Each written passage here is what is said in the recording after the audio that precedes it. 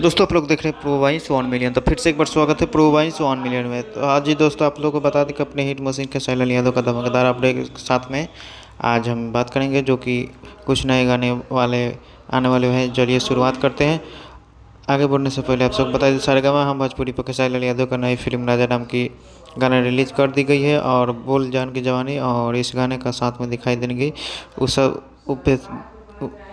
सैदी। और आप सबको इस गाने को 12 लाख से ज़्यादा व्यूज पहुंचा चुके हैं और अपने हिट मशीन खेसारी लाल यादव का रिमिक्स आने वाला है बहुत ही जल्द। आप सबको बता दें सुनने को मिलेगा। यह गाना का समय सोशल मीडिया पर बहुत ही वायरल, ज़्यादा से वायरल चल रहा है।